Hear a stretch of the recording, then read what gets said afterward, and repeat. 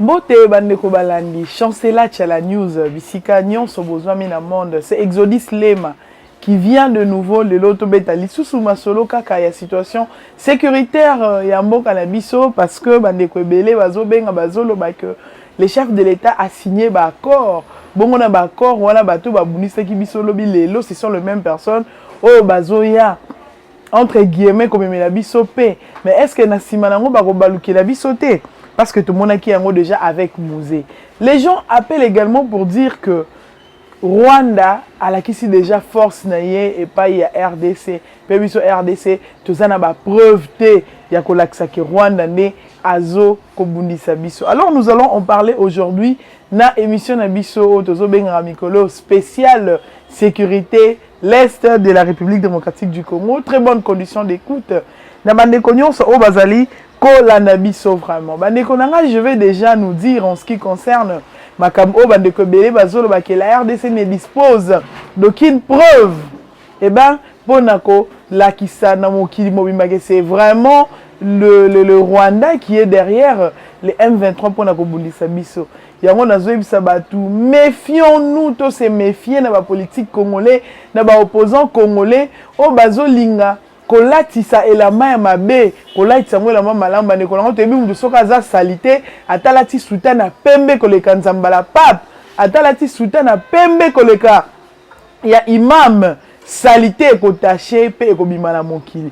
Les opposants congolais qui aujourd'hui sont dans le populisme, qui aujourd'hui veulent endormir bandeko na biso o baza na opposition o lelo bazolinga bakomisa peuple lokola moi chose na bango ya ko manipuler facilement koleki bango juste parce qu'ils sont contre le président de la République Félix Antoine Tshisekedi Tshilombo. Aujourd'hui leur haine na personne ya mokonzi mboka ezotina bango ba tenir ba propos ya mabe pe ko luka ko komisa peuple congolais lokola eloko o bomba ko manipuler facilement. Mes frères et sœurs, nous avons tous été témoins. Même la société internationale a été pris pour témoin. Le Congo a détenu, l'armée congolaise a eu à détenir des éléments. Il y a RDF. 2 éléments. Et ces éléments étaient porteurs de l'air TENI. Il y a TENI, il y a force démocratique rwandaise. Et ces détenus militaires bazalaki également na ba carte d'identité na bango o eza ya pays ya Uganda te o eza ya Tanzanie te o eza ya Congo Brazzaville te mais ya Rwanda s'il vous plaît. Bon, disons que tout cela est faux parce que les gens pensent que c'est faux. Ba opposants congolais ba l'accent de connaissance ba congolais qui eza ya lokuta. Bon, ceux qui ont eza ya lokuta boni Rwanda kutu avant to koma na Rwanda tangu ba sambisi ba détenus au mibale. Ces détenus ont déclaré tout haut qu'ils étaient dans une mission spéciale en République démocratique du Congo. En ce que vous, Nangaï Tozoye, parce que nous sachons, c'est qu'il n'y a eu aucune négociation et salamaki en amont, aucun accord, aucune convention n'a été signée entre la République démocratique du Congo et le Rwanda, où les autres Rwanda a déployé force naïe Nambo Canabiso, parce qu'ils ont parlé d'une mission spéciale. Nous avons été témoins de voir aussi le Rwanda réclamer. Je dis bien parce que opposons à la réponse quand ils ont dit, quand ils manipulent quelques frères congolais, quelques sœurs congolais, pour leur dire que le Rwanda a réclamé, c'est des militaires qui se sont retrouvés sur le sol congolais.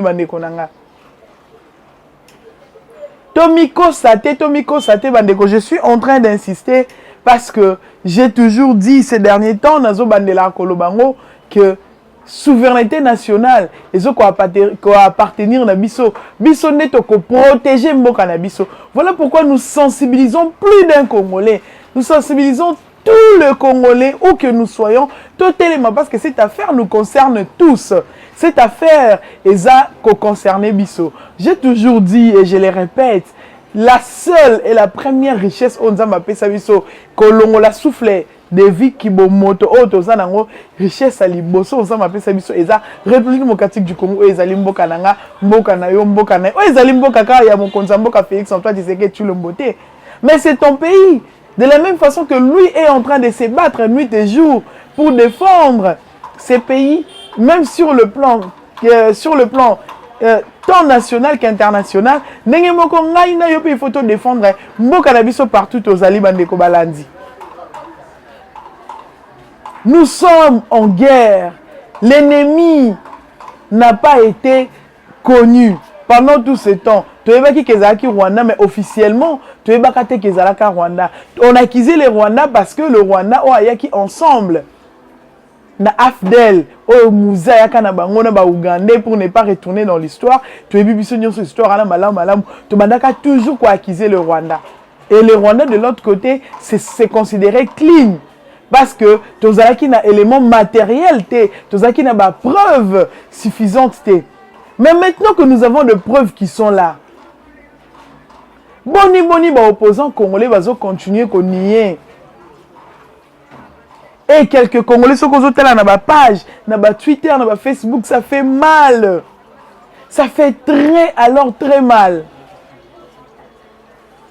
Et ça la biso pas si bandeko nanga. Pourquoi pas si parce que les Congolais oh lelo bolingo na biso pona mboka ekoki ko sauver mboka na biso. Oh lelo détermination na biso pona mboka ekoki ko sauver mboka na biso. Komona ces Congolais sont en train ya ko bata manasima, ko diembela na sima ya ba opposants au balingi mboka te. Ces opposants qui devaient se mettre ensemble avec les pouvoirs en place pour trouver des solutions. Parce qu'aujourd'hui, ils sont dans l'opposition. Peut-être demain, ils seront dans les pouvoirs. Mais pour être dans les pouvoirs, pour accéder même à pouvoir, voilà, la magistrature suprême, n'est-ce pas, il faut avoir cette nation. C'est comme une nation, on veut protéger, on veut pour exposer la nation congolaise. Vous pensez que cette nation que vous exposez aujourd'hui, une autre nation qui va vous appartenir? Si vous avez des nationalités multiples, nous autres les petits peuples, nous n'avons que ces Congo. Et même au prix du sang, nous allons défendre la République démocratique du Congo. Voilà pourquoi je suis en train de sensibiliser tout le Congolais, alors tout Congolais. Nazaki n'a habitude à koloba Congolais conscient, mais likamoyo n'a pas inconscient, ba komi conscient. Parce que nous sommes en train de perdre notre pays. Toko perdre ceux qui se désolidariser. Toko perdre ceux qui te l'ont amour, le patriotisme. Toko perdre ceux qui te lati dégoût aux opposants congolais nga laitse biso ya mboka na biso mais oh yazo profiter na ba intérêt na ekutami na kati. To mona ki ensemble ba sala ki déclaration te pas Moïse Katumbi mais baza bataliboso ensemble au baza na union sacrée baza ki bataliboso ya rekomela mini ya rekomela gouverneur. Bakomeli gouverneur, madame gouverneur, côté ya ba okatanga kuna bakomeli pour lui demander des postes. Ba nommer bango batu parce que au nom de l'union sacrée, to lingi boko c'est la biso mutu tel na cabinet na comme vous allez constituer votre cabinet. Mais pour la situation sécuritaire, aucun mot, aucune déclaration, aucune correspondance. S'il vous plaît. To la muka, to activer conscience bande konanga. Toi activer conscience parce que c'est nous le peuple qui sommes en train de perdre. C'est nous qui allons perdre et c'est nous qui perdons déjà. Donc perdre parce que les politiques sont en train de nous manipuler. Il est temps que toi activer patriotisme na bolingo na biso toza na ngopona mboka na biso. Eh bien, les gens disaient ici que Félix Antoine Tshisekedi Tshilombo a une fausse diplomatie. Ni ne ont manqué. Babengana James Kabarebe et Babengana Vincent Kareg. Les gens ont parlé, ont tweeté. Aujourd'hui, Vincent est parti. Vincent n'a accueilli Kakate, mais mon Konzamboka, tu as accueilli na conclave. Na Nairobi. Tu as vu Bissonyon sur Oelekaki. Bissonyon sur qui ma position. Moi, personnellement, j'ai donné des positions. J'ai fait des analyses. Oezaki na ba facette mi balé, facette à liboso. Que avec ou sans appui, il y a une autre force, République démocratique du Congo, qui est capable de kolonga le Rwanda. J'ai également montré que ceux qui paient les lots, l'EAC va estimer bon to appartenir les forces régionales, sous-régionales, et il y a pour épauler les FRDC, c'est aussi une bonne chose parce que l'instabilité ou l'insécurité qui peut régner dans l'est de notre pays, eh ben, influencer, n'est-ce pas, Bamboka Misusu, Oyo, ezali quand même nakati, il y a sous-région. Voilà pourquoi je l'avais dit dans cette émission, na ba émission de koleka na chaîne abiso chancela Tchala News, j'avais dit que parce que sous-région où dozo ko appartenir, bazo ko linga ko entretenir climat de paix, bazo penser na développement ya ba pays ya est, bazo ko penser na politique moko pacifique ya ba pays de l'est et balingi était ba membre nyonso ba vivre à stabilité, ceux qui membres manquent parce que aujourd'hui les gens ne voient que le Congo et le Rwanda, demain l'Ouganda qui peut kobundisa par exemple le Soudan. Mettons Ouganda kobundisa Soudan. Ceux qui sont Ouganda Moutabandi, alors même la République démocratique du Congo va condamner l'Ouganda et va épauler le Soudan. C'est comme ça. Les exemples, les gens, ceux qui toquent dans l'Europe, tout comme on pays, aux membres, il y a autant à protéger qu'à membres. Il y a autant. C'est la même chose que chez nous. Même avec la SADC, on a vu comment est-ce que les choses se passent. Également là, il y a un pays, la communauté, il y a Est. Le pays qui appartenir à EAC. C'est la même chose. Totika, alors Totika, kopé sa mato, il y a biso na bato, bazoé la biso ba infox, ba intox. Totika, kopé sa mato, il tozoaka. À chaque fois qu'une information nous tombe, na maboko, tozoaka ton ya ko analyser, peut ko comprendre malamu, et surtout total kango toujours na œil patriotique. Que ceux qui décision boy, ils ont mis à l'encontre, il y a volonté. Il y a peuple, ils ont mis à l'encontre, il y a intérêt, il y a République démocratique du Congo, et bien là, nous pouvons tous dire que, en tout cas, cette fois-ci, souveraineté nabiso et simbami. Mais tant que souveraineté nabiso et simbami te bande kodanga, topé samatoi nabiso na ba fake newser te, topé samatoi nabiso na bato ba ela kabiso ba intox na ba infox te. Paul Kagame azali yakolela. Paul Kagame azolela. Pourquoi? Parce que na conclave au Salami na Nairobi, troisième, on dit que ce qui déploiement est au Salama, il y a force sous-régionale. Alors déploiement on a quatre na moi ko zala na ba élément té au ba ko appartenir na mboka Rwanda. Pourquoi? Parce que c'est le Rwanda. Et monani na mokili mobima. On a même vu le Parlement canadien condamner acte le Rwanda azo sala lelo. Nous avons tous vu, même au niveau de l'Afrique, partout le Rwanda est en train d'être condamné. Tout le monde même groupe parlementaire africain va condamner le Rwanda parce que nos preuves avaient été mûries et suffisantes. Le monde avait été pris pour témoin de l'agression rwandaise de la République démocratique du Congo. Paul Kagame est en train de pleurer. Je vais répéter ce qu'il a dit. Ce n'est pas que nous n'avons pas abordé les bonnes questions, mais quand il s'agit de mise en œuvre, et pour certaines raisons que je ne comprends pas, le président Félix a choisi une direction complètement différente. Ce sont des choses qui sont sorties de la bouche de Paul Kagame. Paul Kagame a qui n'a pas ça qui exemple qui samoko ya na famille mwana o alobaka mingi te soka vandi bandeko bazo provoquer alobaka maman ozo mona. Le président de la République avec sa diplomatie na bengaka soft et plutôt na bengaka smart. La diplomatie na smart a sangsaka soft na hard. To monia utiliser qui plus soft. Na soft tu wana zolo ba mukili bozo mona Paul Kagame makamba zoluka mama yo lo banga bongo yo lo parce que la communauté internationale disait cela que tozoluka preuve. Moi je me rappelle, nous sommes allés voir l'ambassadeur du Canada en République démocratique du Congo récemment. L'ambassadeur n'était pas disponible, alors on a vu son conseiller politique et économique. Avec lui, on a eu beaucoup discuté, mais dans la discussion, nous avons besoin de preuves.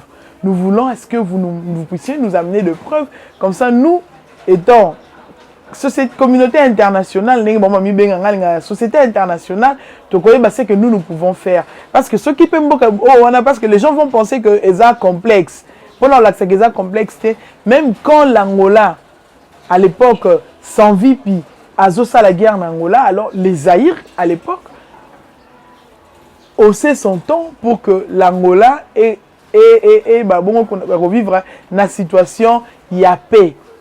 Et les Congo, pour un pays, un autre pays, Congo, ils ont constitué membre de la société, de la communauté internationale. On a parlé avec les conseillers, mais qu'est-ce que les conseillers nous diront tout à l'heure? Conseillers, ce que tu as besoin de preuves.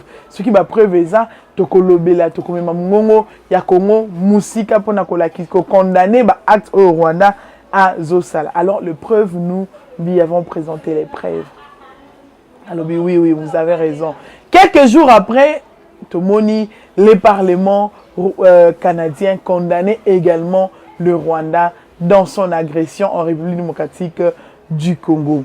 Bande Konanga, le président de la République, était là à dire « Maman, Ozomona, communauté internationale, Bozomona. » Eh bien, Kagame, Mokalobi, on a abordé des bonnes questions. Quelles étaient ces bonnes questions? C'était la négociation, parce que je vais nous rappeler ici que tant que tu as une convention, tu as une conférence, nous n'allons pas, au nom de la diplomatie, nous n'allons pas imposer nos pensées, nous n'allons pas nous rendre, imposer aux autres, mais nous partons pour négocier, la négociation, proposition, de négocier, le chef de l'État a utilisé voix nuance, toutes les voies diplomatiques, utilisé, mais là, Paul Kagame va maintenant sentir, pour la première fois, Paul Kagame a banga, Congo to bangisi Paul Kagame. Akenaki na Burundi bakanga ba frontière. Aseka Burundi ti lelo alobaka ba banganga bakanga ba frontière. Mais biso même avant ko kanga ba frontière, to tika ki non bongo. Ambassadeur na yazaki non awa. Ils ont vu comment est-ce que les décisions sont en train d'être échangées. Bango mor batal babi non, c'est type silence naye et le bien belé. Koseka naye et bombi makambe belé. Aujourd'hui va changer façon na bango ya kosala même politique étrangère ba bengi ambassadeur na bango ambassadeur Akimi mais ambassadeur Akimi nani bande kunanga lokwa passe na ngai to beta soli solo lelo ambassadeur Akimi ka maboko pa mate ambassadeur Akimi ndenge to yobi modus operandus ya ba Rwandais ezali ko lela ko se victimiser na communauté internationale kaka boye na ba vidéo ya Gilles kaka boye ambassadeur azotamla na ba vidéo ya Gilles notre frère communicateur Moniere ambassadeur a commis côté langana kotambola na ba vidéo parmi ba vidéo ya ndeko na biso Gilles pona koloba ke tala ba congolais xénophobie batu na bango bazoganga xénophobie bazoganga mais c'est faux. C'est faux. Aucune fois vidéo morotezo l'accendeko Gilles azo ba benga ba boma ba Rwandais. Tozo le bandé ba Rwandais ce sont nos ennemis et ça c'est vrai. Les Rwandais qui sont venus nous voler ici, nous violer, nous tuer ici. Nous sommes en train de marcher avec des vidéos montrant les Rwandais en train de faire ceci. Quand tout le monde Rwanda zone Angola zone négocier, c'est les deux éléments qui sont sur le sol congolais. Oh tozo détenu, oh kuba qui une mission spéciale bon bazo bengango. Laquelle mission koboma ba congolais? Totelema tozala tsugeda lokola moto moko congolais totelema partout. Nous qui avons vécu en Afrique du Sud, tisiko batumi wenze, oh ba maman congolaise bateka en Afrique du Sud. On est en xénophobie. Batumi wenze. Les mamans congolaises sont en train de pleurer. Babomba bafuta na bango ambila. Bafumbwa na bango. Bamakala na bango. Babomba nini. Batanga wisi. Bamabele na bango. Bateka biloko bateke la communauté congolaise. Parce que xénophobie est répondre en Afrique du Sud. Alors, comme il faut s'attaquer, si quand on so wenze ya ba étranger zali, wenze ali boso ba cible qui wenze ya ba congolais. Et sur les vidéos, nous voyons ma figure. babilongi ya bato basali bongo mais to moni gouvernement Congo sud-africain desika basambisi ndenge bazosambisa ndeko Gilles to moni yango te to moni desika bazo humilier un sujet sud-africain. On n'a pas vu ça. À un certain moment, hein, même les policiers nabiso, même ata, les autorités nabiso, tout ça c'est notre patriotisme. Nous pensons que quand les Sud-Africains tuent les gens, les gouvernements sud-africains ne voient pas. Ils voient. Ils tardent pour arrêter ces gens-là. Parce qu'après, on peut voir, oui, tu l'as pu voir,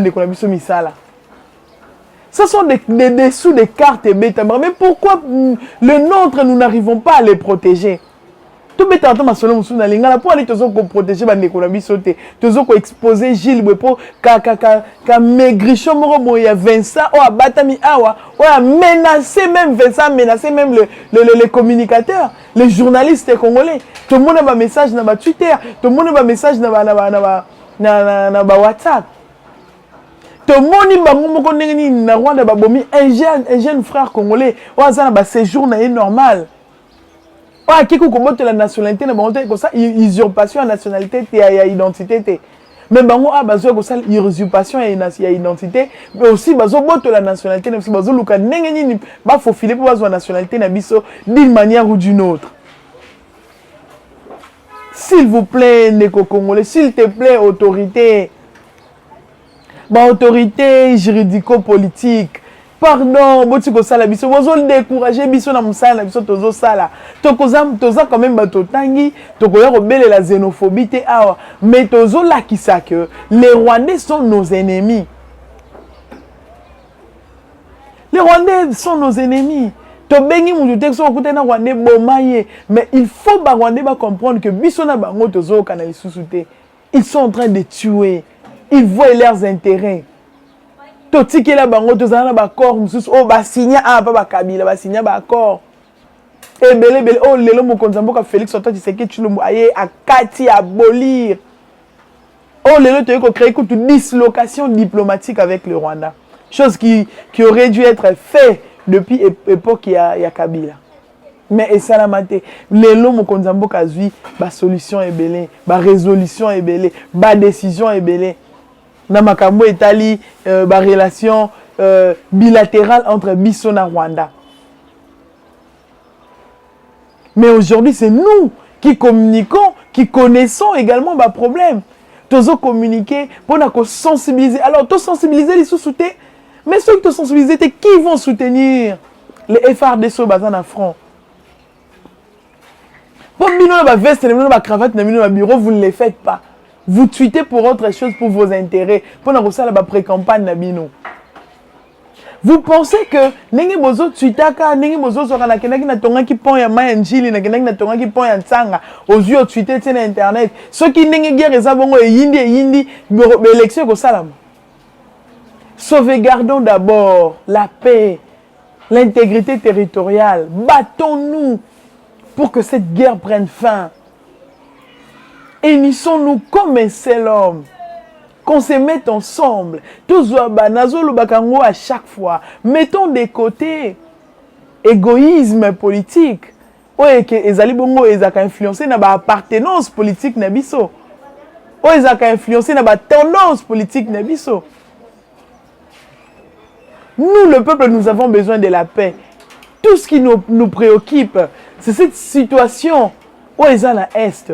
Tolingi to vivre en paix. Tolobakango, ce qui l'inzaka, ils ont malamu, tenzoto mobimbe koza la paralysé. Voilà pourquoi nous n'avons besoin que de la paix. Et communiquer, oh, tozo salaka, la façon pour nous de communiquer, c'est une façon de sensibiliser.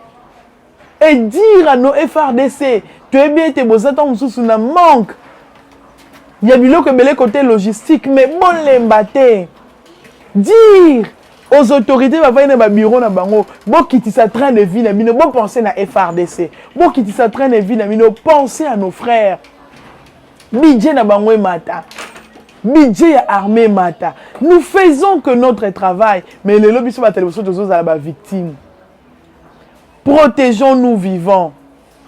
tozela te ndenge Kadiombo akufa des restes mémoire to comment ceux qui toyebaki to ngeki to protéger Kadiombo qui ne faisait que son travail, qui ne dénonçait que makambo lelo to moni IGF fa ke ko bimisa makambo bakatanga salité ne bakumba batakatanga etangami mais Kadiombo a perdu sa vie pour ça. Aujourd'hui, Gilles se retrouve dans la situation où se retrouver juste parce que à Salel Moussa na au constitution le bin article dans le 5e que souveraineté doit appartenir au peuple.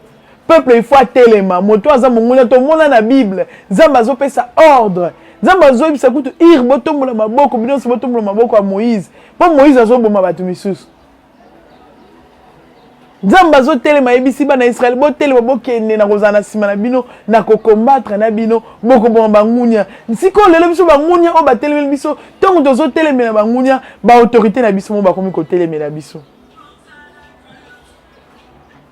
Conseil pour ceux qui sont tombés dans le piège. Oh, batanda qui biso, constitution na biso étendre biso ko surtout protéger l'intégrité nationale. Pour l'intégrité nationale et ko protéger on a moni mungunya yeyo. Ceux qui osent makastenga muna roboma yo. Yango de constitution lobby. Ezo bala biso kutu eza devoir. Paix droit civique. Ko battre la mboka na biso muta battre la mboka oh na front FRDC venir à qui on a sait que FRDC pas ça la xénophobie. Alors ceux qui sont des communicateurs ou azo tomber na biloko na to boy na biso to bana ko kangama to boy to lela kana ba media ne to zo lela boye to boy esa malisusu to communiquer lo lenge moko ya malamu to lati saka ne balingi to baitsa mabe la ma kitoko to lati mabe msusu la ma kitoko juste pour ba vie na biso pe za la préserver. Mais patriotisme, les autres ne sont pas ça, autorité, les autres ça fait très mal de voir que les gens qui sont en train de défendre l'intégrité territoriale. Oh, parce que cette guerre, et ça c'est limité quand la Mindouki, elle est aussi médiatique. Il faut suivre le page. Il faut suivre le page rwandaise. Voilà, dans les médias. Il y a Rwanda pour comprendre que c'est vraiment médiatique. Si Vincent Zotamble dans la vidéo, c'est pour montrer que cette guerre elle est médiatique. Alors on a abusé, on a apprécié, on a binoté, on a bozala qui est belé à kolanda biso. Otozo senga kaka ensemble tout sa confiance mon konzamuka. Félix Antoine Tshisekedi Tshilombo. Ah ko lingate ke ba erreur à lobiezon à lelo. Je nous rappelle que ceux qui ba accord et zala signé et que d'accord on est que la souveraineté na bisoté pe d'accord ceux qui vous la signer et que ne pas intérêt d'abord ya mboka de République démocratique du Congo. Contrairement na ba vidéo o batu bazo la ba photo mon konzamboka zo signer to ngai to ebisa batu que ceux qui to mona mon konzamboka zo signer il fallait totalement malam to se méfier na ba fake newser parce que cette vidéo ces images ezaka mon konzamboka te tous les présidents parmi le 6 qui devait être là, hormis Madame, il y a Madame la présidente, il y a Tanzanie, Oyo Azala qui présente, à part rien, mais Oyo Azala qui était pour nous signer. Tous les 5 autres ont fait exercice sur un moko, il y a signé. Ce n'est pas que mon konzambo Katia va signer, on a signé, d'accord, non. Ne les prenons pas pour un petit enfant. Sa diplomatie est en train de payer aujourd'hui. Tomoni Rwanda comme il Paul Kagame à lobby lelo mokonzambo kazo sa décision o ezali différente na obomba yo kanaka c'est-à-dire to yo kanaki paie mais tant bino bolingi pété to kozwaka ba décision o kozala fâcheuse oyo ekomi biso to protéger intégrité territoriale. Merci beaucoup pour votre attention, merci pour votre soutien à la chaîne Nabiso Chancela Tchala News. Le numéro de téléphone au Borozuela Moko Exodus Lukombo directement, c'est les plus 243 89 97 67 078. C'était Monsieur Bertin derrière la caméra au Aïda Kibiso Nabiso na Bokebignon à partir de Bitando Nabino Tokutani Mikolo Mizali Koya. Merci beaucoup.